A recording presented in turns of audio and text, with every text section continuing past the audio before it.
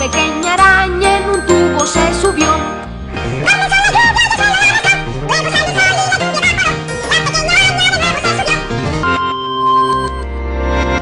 Hola hijos de su putísima. Soy señorita Procrastinación y hoy les traigo un nuevo video. Bienvenidos a este nivel 8 del iceberg de las creepypastas, una mega colaboración llena de miedo, recuerdos, pero sobre todo, traumas. Por eso sumérgete conmigo y conozcamos estas historias. ¿Recuerdas alguna? Nunca más. Era de noche, hacía frío y el ambiente era tan gélido como el interior de mi casa. Mi madre acababa de gritarme: nunca he entendido su odio y rencor hacia mí, me detesta y ya ni siquiera lucha por ocultarlo. Al abrir la puerta, me topé con algo bastante inusual. Ahí parada frente a mí había una niña muy extraña.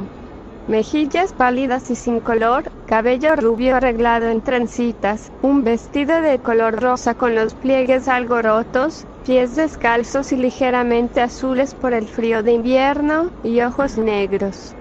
Profundos y penetrantes ojos negros. Sin pensarlo mucho, la dejé pasar la noche en la casa, no sin antes preguntarle su nombre a la pequeña, el cual era Lucy Morgan. Le dije que podía quedarse en el sillón. Me fui a dormir después de eso, ya no quise darle más vueltas al asunto. Al día siguiente, Lucy se había ido, y solo una mancha de barro había quedado en su lugar. Mi madre me regañó, y después de abofetearme, me mandó a la escuela, donde más tarde me enteré que el cuerpo de una pequeña niña había sido hallado. Esta respondía al nombre de Lucy Morgan. Todo parecía indicar que la madre de Lucy era la principal sospechosa del crimen, pues no se encontraban pistas de ella por ningún lado. Probablemente la niña murió cerca de las 6 o 7 de la tarde, horas antes de encontrarse conmigo. Al recordar esto solo sentí un escalofrío recorrer mi espalda, no pude soportarlo más, y me fui a dormir. Fueron las palabras que pude escuchar antes de oír a mi madre gritar. Cuando entré a la habitación lo que vi fue una escena horrorosa. Mi madre se retorcía en la cama mientras algo desgarraba con saña la carne de su pecho. Ese algo era Lucy, quien me sonreía de forma inocentemente macabra, antes de finalmente arrancar la yugular de la moribunda mujer. Todo fue un sueño. No estaba segura. Al día siguiente encontré la cama de mi madre hecha con normalidad, pero ella jamás regresó, igual nadie la extrañaría. Han pasado los años, he crecido, incluso tuve una hija a la que llamé Lucy. Mi vida es tranquila, normal y feliz, aunque todo parece indicar que la hija de mis vecinos sufre maltrato, pero tampoco me preocupa demasiado. Hace unas noches vi rondar por el jardín de ellos a una niña de vestido rosa y ojos negros, profundos ojos negros, la cual parece haber articulado una pequeña frase mientras me miraba. Nunca más. No vives amando. Ese escalofrío que acabas de sentir que recorre tu espalda. La forma en que con miedo comienzas a mirar a los costados de tu habitación, y esa sensación de ser observado, es solo resultado de lo que Mandu provoca en ti. ¿Quién es Mandu?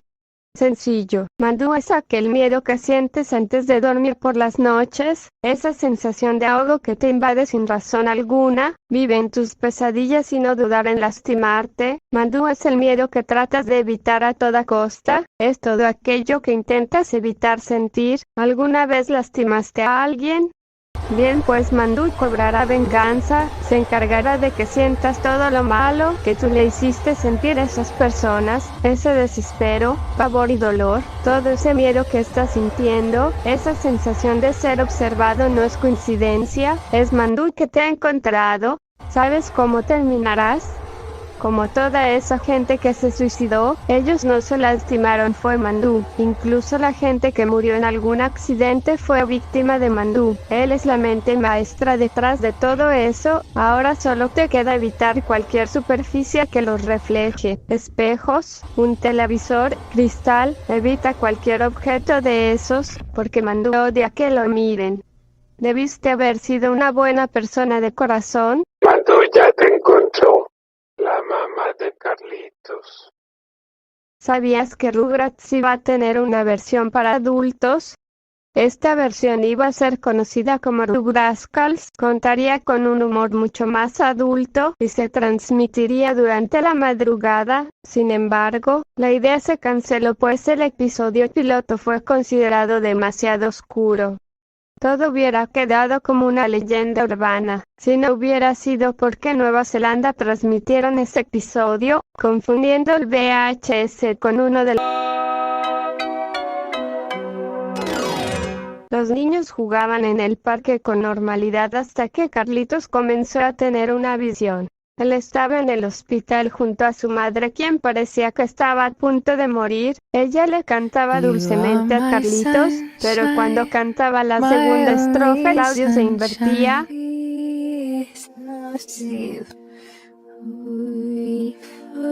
Una imagen de un sapo disecado aparece, una supuesta alegoría a la muerte. Cuando la escena regresa, Carlitos grita, su madre ahora parece tener la boca despegada, desgarrada como si fuera una herida. Es mi momento de seguir adelante, susurra, y seguidamente una serie de clips aparecen, todos haciendo alegorías a la muerte.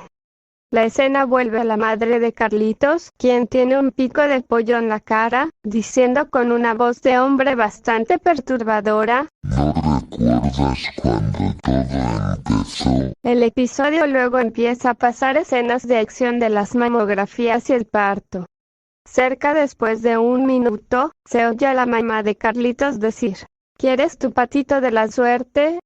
Un feto muerto aparece.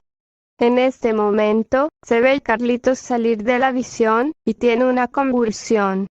Tommy, Phil y Lil están llorando, y un médico de ambulancia lo tranquiliza, diciendo: Carlitos, ¿puedes oírme? Con voz severa. Finalmente, después de toser con sangre y vómitos, Carlitos vuelve a la normalidad. Entonces la cámara enfoca como desde los ojos de Carlitos vemos a Tommy, Phil, Lil y el médico de ambulancias con picos de pollo en sus rostros. ¿Ahora entiendes por qué jamás lo transmitieron? Rata de túnel. No, esta historia no habla sobre ratas. Para ponerlos en contexto, durante la guerra de Vietnam, ratas de túnel era el nombre que recibían los cuerpos de especialistas estadounidenses, australianos y neozelandeses que recorrían los túneles construidos por el Vietcong para explorarlos y así obtener información de inteligencia, acabar con el enemigo y proceder a su destrucción. Si sufres de claustrofobia y tripofobia, esta historia te encantará. El protagonista inicia contando cómo fue obligado a escuchar esta historia el Halloween pasado, la historia de cómo su abuelo fue casi devorado por insectos dentro de un túnel durante la guerra de Vietnam, después de que 2 de sus compañeros fueran asesinados a la entrada del mismo por un Vietcong. Durante su recorrido por el túnel pasaron muchas cosas malas. La que inició todo el desastre fue que a mitad del túnel y gracias al lodo mi abuelo se quedó atascado. Una tormenta había humedecido la tierra impidiéndole avanzar. El agua no llegó a su posición, pero los insectos sí. Primero llegaron las hormigas, aunque rápidamente perdieron el interés así que se fueron. Después llegaron las moscas que sí fueron un problema. Para entender por qué, tienes que saber en qué posición estaba atascado. El ángulo retorcido e incómodo de su cuerpo había dejado un brazo estirado enfrente de él, pero su hombro y espalda baja no podían ser movidos. Así que tenía un poco de movimiento en su brazo superior, muñeca y mano, pero todo por debajo de su codo básicamente estaba paralizado. ¿Por qué es relevante esto? Porque su axila estaba expuesta, la cual fue mordida durante la próxima hora por un par de moscas, las cuales no se quedaban demasiado tiempo. Un enorme 100 pies, todo tipo de insectos tropicales y las hormigas, esas malditas hormigas que se deslizaron por su cuerpo, incluido ciertas zonas que no mencionaré. Solo imaginen el dolor de sentirlas y no poder hacer nada para ahuyentarlas. Transcurrieron un par de días más y se dio cuenta de que casi había permanecido atascado por una semana. Las lluvias lo habían mantenido hidratado solo lo suficiente como para permanecer con vida. Su axila estaba entumecida por todo el trayecto hasta la última costilla de su lado derecho. Las moscas estaban ignorando lo demás y solo estaban saliendo y entrando directamente a la axila. Las hormigas aventureras habían perdido el interés después de un tiempo, pero, de vez en cuando, sentían una punzada terrible en áreas increíblemente sensibles. Por fortuna pudo ser rescatado de aquel túnel por unos compañeros. Todas esas mordidas pudieron ser atendidas junto a la terrible deshidratación. Incluso pudo haber sido regresado a trabajar a los túneles, pero su axila fue el motivo por el cual lo enviaron a casa. El resno es la única mosca de la muerte que coloca sus huevos dentro de los seres humanos. Hasta que ocurrió esa experiencia, nadie ni siquiera sabía que los resnos existían en Vietnam. Pero aparentemente es así. Todo desde debajo de su brazo hasta su cadera había sido remodelado para formar cavidades horribles que albergaran las larvas. Los doctores no quisieron operar, diciendo que la única forma de extirparlas era permitiéndoles desarrollarse, para, en cierto punto, sofocarlas con cinta adhesiva y obligarlas a arrastrarse hasta la superficie. Tomó otras cuantas semanas, pero eso es lo que sucedió. Esa es la historia sobre cómo un hombre dio a luz personalmente a 313 larvas de moscas de la muerte. La piel de su axila aún conserva sus agujeros, los 313. Amigos de la fe. La televisión a altas horas de la noche puede resultar, por así decirlo, desolada y sombría. Seguro en más de una ocasión te habrás encontrado con insomnio a las 4 de la mañana y con la mirada perdida en la pantalla para intentar conciliar el sueño. Habrás encontrado películas curiosas que nunca volverás a encontrar, u otras que ya te sabes de memoria. Comerciales de productos tan ilógicos que te preguntas si habrá alguien que en verdad los compre, o algún noticiario repitiendo las mismas malas nuevas del día anterior. El programa era conducido por una copia de la rana Kermit de cabeza enorme y color rosada de nombre Pinky. Este personaje parecía ser la estrella del show, todo parecía girar en torno a él, y cada que alguien tenía dudas sobre algún tema Pinky inmediatamente respondía con algún versículo de la Biblia de forma pasivo-agresiva. Los otros dos títeres eran Bert y Gerta. Existían otros que aparecían de vez en cuando, pero estos dos eran los únicos aparte de Pinky que normalmente aparecían en todos los episodios. Los dos actuaban como idiotas con el propósito de interactuar con Pinky, actuando de forma curiosa y equivocada para que los pequeños que salían en el show acudieran con dudas a Pinky y éste los corrigiera con un sermón errático y extraño que pronto los hacía cambiar de opinión. Amigos de la Fe era una extraña mezcla entre South Park y un programa cristiano y sí, si te lo estás preguntando, también tuvieron su episodio sobre los gays, hablaron sobre cómo las violaciones en las cárceles eran un método del gobierno para hacer homosexuales a los hombres. Todo era relativamente normal, hasta el final del episodio donde una niñita le habló a Pinky sobre su hermano mayor, el cual recientemente había declarado su homosexualidad al resto de su familia. Pinky estalló en carcajadas y empezó a gritarle a la niña, vociferando que su hermano era un marica pecador que se iría al infierno. Lo que sin duda la hizo llorar. ¡Qué jodido! Todos los capítulos siguientes hablaban sobre cosas que un religioso extremista apoyaría sin duda alguna, pero cuando el programa parecía que no podía superarse lo hizo. En este hablaban sobre la predestinación, y después de un tonto número musical, un niño preguntó qué era eso. Pinky respondió de forma amable: algunas personas están destinadas al cielo y otras al infierno, y después comenzó con su discurso del poder de Dios. El chico, que se veía muy confundido y hasta atemorizado, le preguntó por qué decía eso si Jesús había muerto para salvar a todos. Entonces Pinky dijo algo muy difícil de digerir: Jesús murió para salvar a los elegidos. Los otros niños, que comenzaron a entender de manera gradual la gravedad del mensaje, se veían asustados. El niño de la pregunta anterior observó a la cámara como si dijera «¿Tengo que hacerlo?». Por unos segundos, hasta que reunió el valor de hablar o alguien lo obligó, y le preguntó a Pinky cómo podía saber si iría al cielo o no. Y Pinky respondió: «Nunca lo sabrás, no hasta que mueras. Pero si miras al interior de tu corazón, tal vez encontrarás la respuesta». Después se quedó mirando fijamente a la pantalla y hubo una transición a un fondo negro. Pero luego un título negro apareció: «No hay redención para los condenados». Entonces, un desfile de ilustraciones bastante gráficas. Esta vez sin mensaje de la Biblia o moraleja. Solo vistazos al destino de aquellos que no habían sido elegidos. Si buscas información en Google no encontrarás nada más que simples historias, pero estate atento, hay una posibilidad de que, a esas horas de la madrugada en que no hay más que infomerciales y películas, te puedas encontrar con una repetición de Amigos de la Fe.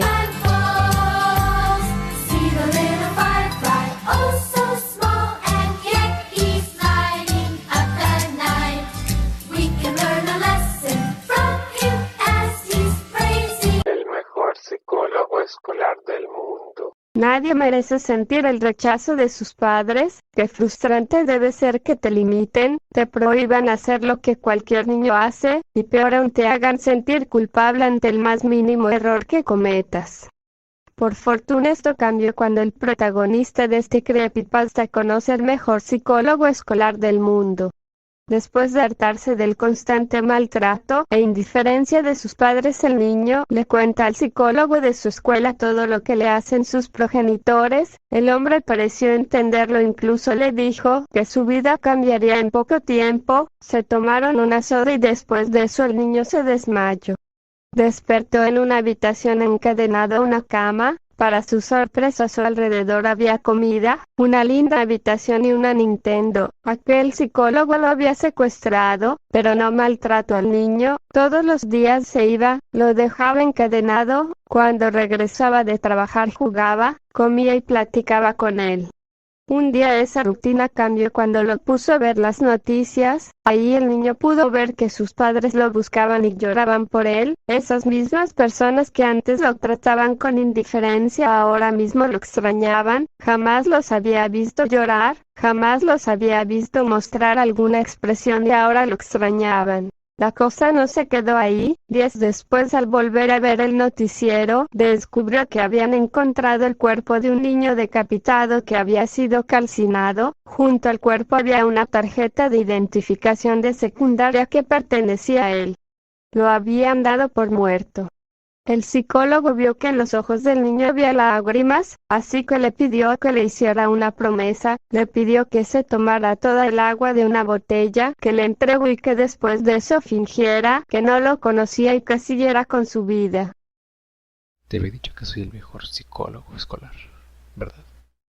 Fue lo único que el niño escuchó antes de desmayarse, y el hombre tenía razón. Después de eso despertó en un parque cercano a su casa. Sus padres descubrieron que estaba vivo y todo cambió. Jamás volvieron a ser malos con él, siempre sonreían con él más a menudo. Ahora cada que se encuentra al psicólogo en la escuela cumple su promesa y finge que no lo conoce. Pero ahora solo le queda una incógnita: ¿a quién decapitó y calcinó su psicólogo? Cuando cierras los ojos. Cuando te bañas lo haces despreocupadamente. Primeramente, lavas tu cuerpo, de la punta de los pies al cuello con movimientos circulares suaves y concisos, procurando que cada centímetro de tu piel recibiera la misma dosis de jabón. Posteriormente, enjuagas tus miembros ante el abundante fluido de agua que emanaba de la regadera en un acto rutinario y completamente normal. Llegó el momento de lavar tu cabello. Tomas la botella con esa sustancia elaborada específicamente para la limpieza del cabello, irritante para los ojos. En cuanto los cierras ya comenzó su labor. Ese era el momento indicado, él lo sabía. Salió de su escondite y se introdujo en la regadera, que era lo suficientemente grande como para albergar 2 cuerpos. En un instante estará frente a ti. Evitará el contacto físico puesto que, por ahora, no quiere que te enteres de su presencia. Es muy entretenido cuando algunos tienen la sospecha de que están siendo observados y abren los ojos. Para un ser como él no es difícil moverse a grandes velocidades y ocultarse de nuevo tras la cortina de baño cancel, observando como un pequeño temor empieza a fluir en los más sensibles o en los escépticos. Tiene preferencia por estos últimos, la incredulidad característica en ellos. Cuando llega el momento en el que revela su ser ante ellos, cuando el reloj marca las 3 de la madrugada, los pobres buscan una explicación lógica a lo que están presenciando. Si tan solo supieran que él, un ser tan complejo y perfecto, va más allá del entendimiento humano. El temor y confusión que provoca su presencia en la débil criatura es algo que le causa no menos placer. De esa forma, en un sangriento festín comerá las vísceras del desafortunado hasta ser reducido a un guiñapo de músculo y hueso. Cuando está completamente satisfecho, abandona el lugar y va en busca de una nueva víctima. Podría ir a otro barrio, otro estado, otro país. No importa la distancia ni el tiempo, ambas cosas le son indiferentes. La mujer se bañaba despreocupadamente mientras que él aspiraba la esencia expelida de su cuerpo.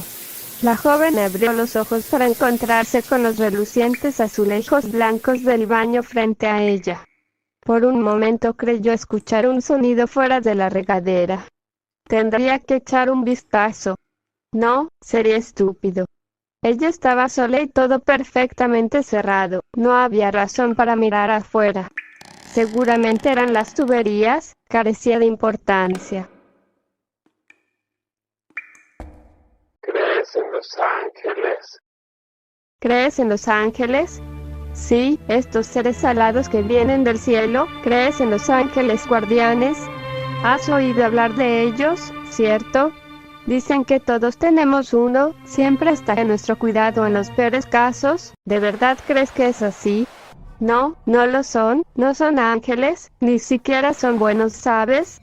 Pero vaya que siempre están, siempre, tú no los verás, no porque sean invisibles, ellos simplemente saben que los ignorarás, porque al final, tú no quieres verlos, ¿cierto? No, no quieres, no te gustaría. Ahora estás escuchando esto, mientras él está detrás tuyo, observándote, cuidando su fuente de alimento, con sus ojos rojos, vaya odiosos que son.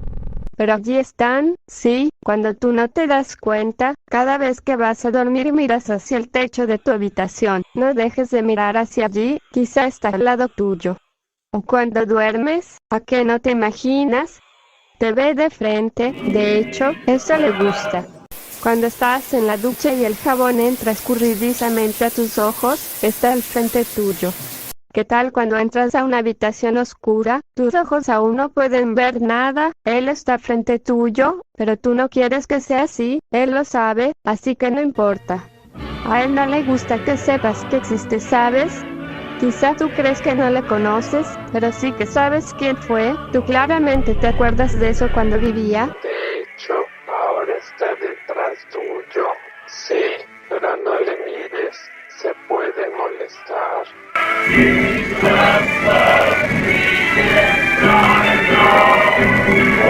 Ashley, la ciudad que desapareció. En algún punto, en la noche del día 16 de agosto del año 1952, la pequeña ciudad de Ashley dejó de existir.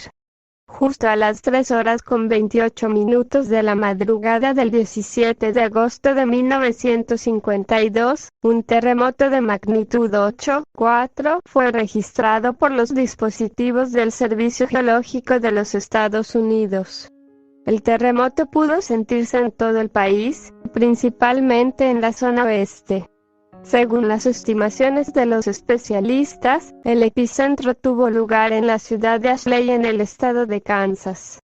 En los 8 días que antecedieron al desaparecimiento de la ciudad y sus 679 habitantes, una serie de sucesos extraños e inexplicables fueron relatados por los habitantes y policía del área. En la tarde del día 8 de agosto, a las 17:13, un residente de Ashley llamado Jonathan Gabriel dijo haber visto algo extraño en el cielo. Como la pequeña ciudad no poseía una estación oficial de policía, el informe fue hecho a la delegación de la ciudad vecina llamada Ice. Gabriel relató algo que se asemejaba a una pequeña abertura negra en el cielo. La mañana del 10 de agosto de 1952, las llamadas a la delegación de ICE desde la ciudad de Ashley relataban que la ciudad se encontraba en total oscuridad. El sol simplemente no había salido. El día 11 de agosto, a las 12:43, la señora Phoebe Danielewski llamó a la delegación de ICE. Informó que su hija Erika había comenzado a entablar una conversación con su padre, que había muerto 3 años antes, en un accidente de tráfico. Erika estaba intentando salir de la casa hacia la oscuridad para, según sus propias palabras, estar juntos. En las siguientes 12 horas, la delegación de ICE recibió 329 llamadas describiendo un fenómeno casi idéntico al de Erika, todas involucraban a niños. A la mañana siguiente, el día 12 de agosto de 1952, la situación se volvió aún peor. Durante la noche, los 217 niños de la ciudad de Ashley desaparecieron. Se registraron un total de 421 llamadas hacia la delegación de ICE. Como los policías no lograban llegar a la ciudad de Ashley, la única indicación que daban a los padres era que permanecieran en el interior de sus hogares y que no intentaran buscar a los niños desaparecidos. A las 17 horas del día 13 de agosto, un anciano llamado Scott Luntz informó de un incendio distante que crecía proviniendo del sur de Ashley. Según la descripción, el fuego parecía hacer que la oscuridad se tornara de un rojo fuerte y naranja, que parecía subir hasta el cielo. Durante ese día las llamadas continuaron llegando, diciendo que el fuego, que se movía en dirección norte, ahora parecía provenir del cielo negro. Ningún incendio fue visto informado por las comunidades de las ciudades vecinas. La transcripción completa de la última llamada recibida por la delegación de ICE proveniente de la ciudad de Ashley sucedió a las 21:26 de la noche del 15 de agosto de 1952.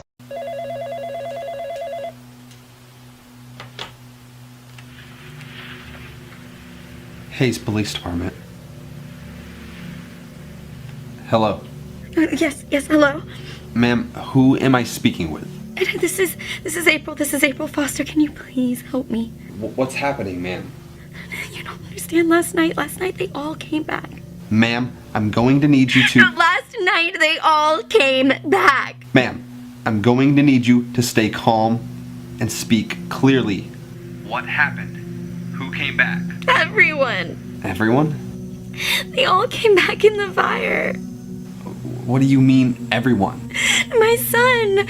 I saw my son last night. I saw him walking down the street, but he's different. He was burned. He was just burned all over. Ma'am, No, you don't understand. My son, he died last year. And I was always with him. I was with him ever since he was a little baby. And I would tell him all the time. I would say, please, honey, please just don't go near the traffic. But he would never listen. And ma'am, what you're saying isn't making any sense. You said everyone came back. Are you even listening to me? Everyone. I mean it when I say everyone who's been missing, who's died, they all came back and they're looking for us. I heard my son last night. I heard him and he said, Mommy, look, I'm okay. I can walk again. And where are you, Mommy? I want to see you. Ma'am, where are you now? Are you safe? No, I am. I'm hiding because when they came back last night, they came through the fields and some people, they let them in and I have never heard screaming like that in my life. And their houses, their houses burned down and they started caving in, and I didn't know what to do. And so I closed the curtain, and I've been hiding in the closet, and I don't really know what to do. Ma'am, is everything all right? Are you okay? Ma'am. Oh my god. Ma'am. There's someone in here. Ma'am, stay as quiet as you can. Don't make a sound. Mommy. He's inside. Stay absolutely still. Don't leave. Mommy, where are you hiding? Stay quiet. I found you. Mommy. Ma'am? Ma'am! A la mañana siguiente a las 6:55 los policías de ICE lograron dar con el paradero de la ciudad de Ashley, Kansas. La fisura en la tierra era lo único que quedaba. Tripas. Esta creepypasta habla sobre